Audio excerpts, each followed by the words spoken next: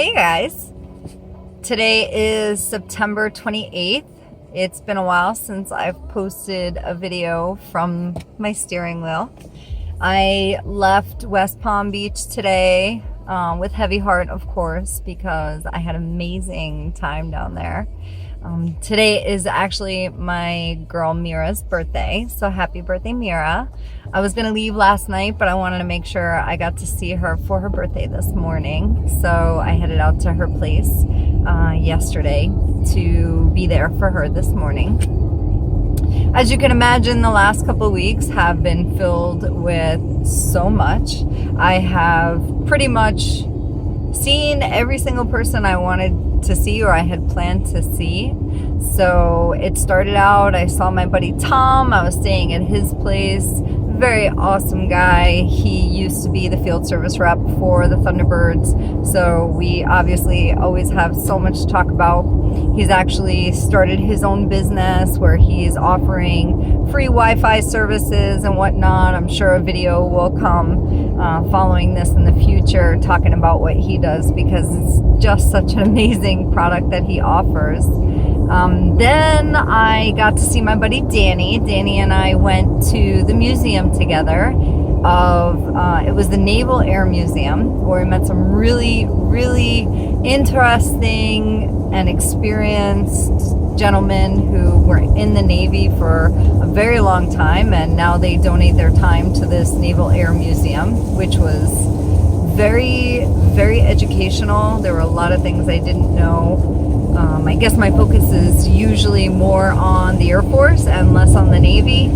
So it was really cool to learn all the different things about the Navy that really historically, made a difference in our military branches. I mean, obviously every branch has its designated areas. So having the Navy be part of our water, which takes up, like 80% of our planet. It was really cool to learn about them. So I may be doing a little more research on the Navy in the future, thanks to those guys.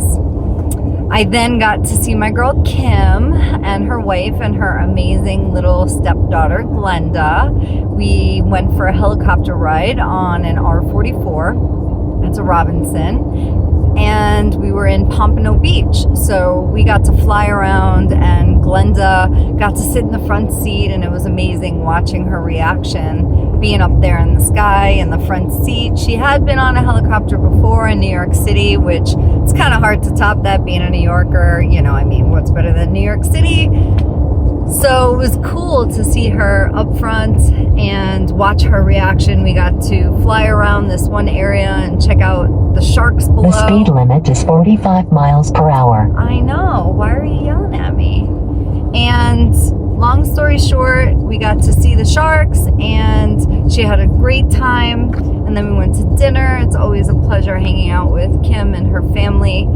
I then was able to spend some time with my buddy Jerry Howell. He's awesome. Jerry actually was the one that I took most of my jet engine courses with, so it was really cool to get to hang out with him. He actually ended up taking a job down here with Spirit Airlines as a field service rep for them, and he was able to come down here and live down here. Unfortunately, it was right before COVID, so he hasn't really had much FaceTime with Spirit, even though, I fell. He didn't have much FaceTime with Spirit, even though he came down here to be the center focal point for Spirit. So kind of a bummer, but he's always in high spirits.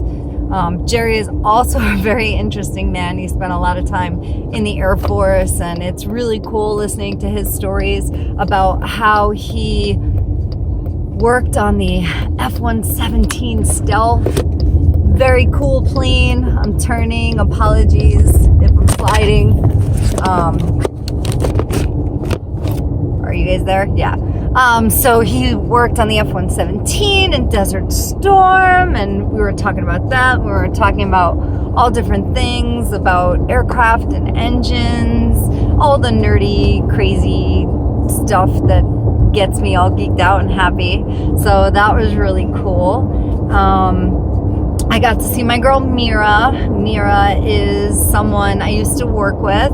As a matter of fact, when she first started at Pratt & Whitney, I had the pleasure of bringing her on board and showing her the ropes and really teaching her how to speak Pratt & Whitney, because it's not very easy to speak Pratt & Whitney. And we have maintained a friendship ever since. I had spent probably about 8 months in West Palm Beach and, you know, spent a lot of that time bringing her on board and, you know, supporting the auxiliary power units section of Pratt & Whitney at that time down in West Palm. So it was really nice to be able to see her and hang out with her girl. And we had, we had one football day, and Mira doesn't watch football, so I felt bad. She came over and Tom and I made her steaks and made her watch football. So sorry, Mira, for making you watch football, but I'm a little bit of an addict. And then I went to her place one night and hung out with her there. And then last night I met up with her at the Yard House in I think that's Jupiter, and we had a little cake for her. So that was really, really nice. I got to spend some time with Mira. And I started ground school this week. So for my private pilot's license, I started ground school, which is seriously intense. All the different materials that I bought, I actually had shipped down to West Palm when I decided I was going to stay a little longer and ground school was going to start. So I had my poor buddy Tom, like every other day there was another package. He's like, girl, you got a package. And I'm like, oh, what new toy did I get today to learn how to fly? So I ended up getting the Rod Machito's Private Pilot's Handbook, which is awesome. I mean, he breaks it down into layman's terms. The books are great. I ended up buying his full package, which has the audio for his book. It has it on PDF and some other great books that he has. But most importantly, I ended up getting the workbook. So as I was reading through the chapters, I was able to go through the workbook questions, which there's probably on average about 150 questions per chapter. So you can only imagine that it is extremely time consuming. But the course itself is online. I'm sure you guys have seen, I've definitely posted links for free online ground school. It's by Check Ride Prep in California. Shout out to Check Ride Prep. You guys are seriously amazing for making these free courses for folks to learn about all the different components of an aircraft, aerodynamics, and reading maps and everything. So that has been consuming the last week of my life. But it's been cool because there are online courses and you can watch them as many times as you want. And then when the scheduled coursework is completed, then you go on and take a quiz, which is about 100 to 200 questions per course.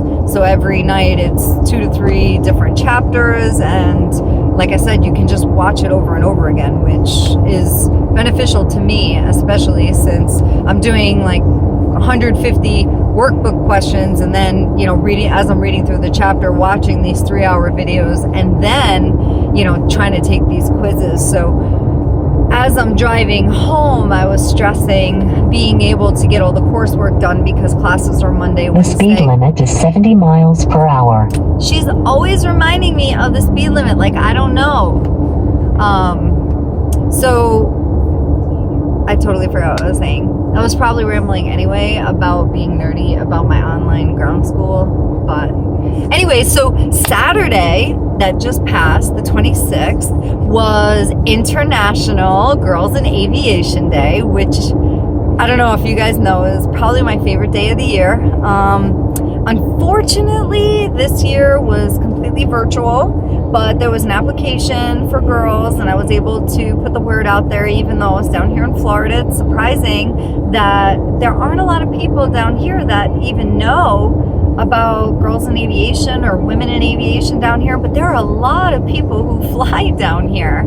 And based on what I'm learning about aircraft and carburetor ice, I could definitely see why people would be living down here, because apparently you can develop ice in your carburetor on your aircraft in temperatures up to 70 degrees. So I would imagine that a lot of people come down here to fly because it's usually, at least this time of year, right now it's 88 degrees. So I actually did meet a lot of pilots and passed by a lot of airports, both private and state-run. As a matter of fact, the helicopter ride that we got to go on with Glenda was at a place called Florida Coast to Coast. So Florida Coast to Coast Helicopters does instructions, photograph flights, as well as tours. So I found out that one of the pilots there was a young 30-year-old female who did photo tours.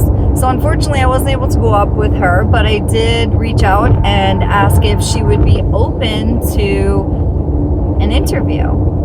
So little Glenda, Kim's daughter, and her name is Sarah, got to sit in a little R-22 Mosquito and do an interview. It was really cool listening to Glenda ask her questions about her favorite aircraft and, you know, why she became a helicopter pilot and, you know, what it was that, you know, she thought was cool. So definitely keep an eye out for that. I actually went and interviewed her myself to get some more in-depth information about her. And an interesting fact about her, which has stuck with me for the last few days, is I asked her, I said, well, how did you become a helicopter pilot? Knowing full well, because I've taken helicopter lessons, that it's not easy. And there are very few women pilots and even fewer helicopter pilots. So she very casually looks at me and says, or looks at the camera, I can't remember. I just remember her big butterfly eyelashes that were so long I couldn't stop staring at them. She says to me, yeah, I woke up one day and I just decided I wanted to fly helicopters. And I'm thinking, what? You just woke up one day and decided you want to fly helicopters and boom, here you are. The hardest aircraft to learn between the two, because it's like driving an automatic fixed wing versus a manual helicopter. And of course we know that airplanes or fixed wings glide while helicopters just chop wind, right? So that means that when the power goes, you know, there's no gliding, you just drop like a rock. So it was really cool to hear her story and know exactly how much drive and ambition a person can have, and if you put your mind to it, that you could totally do whatever you want. So that was really cool. She and I definitely connected on the fact that we are all about promoting and inspiring the next generation of aerospace professionals. So I think her and I will probably be working together again. I also got to have a conversation with Jessica. Jessica has been working at Florida Coast to Coast Helicopters for a really long time, and she had some really good advice about what to do if you're trying to become a pilot. So definitely keep an eye out for that. One thing I will note is that I'd like to reinforce her message that if you guys are going to go and get your pilot's license, it's really important that you make sure that you study. She kept saying study, study, study. So in conjunction with flying, it's really important to make sure that you have your ground school under your belt and you really understand things so that you can, number one, get through it faster, number two, understand everything that's going on, and number three, you won't have to stop flying or pursuing the pilot's license to go backwards and get ground school. So I personally am doing the ground school first, then I'd like to fly, and then probably go back and revisit my ground school lessons before I start taking the exams. So my plan is when I get back to Connecticut, in between studying ground school work, I would like to start putting my applications in for women in aviation so that maybe I can get a scholarship, because as you guys know, things have been really tough for me since I got laid off from Collins. So money is super tight, and you know, going to pilot school is not something that's really feasible at this time. So I'm going to see what I can do to get, oops, is it still there? My phone is acting crazy.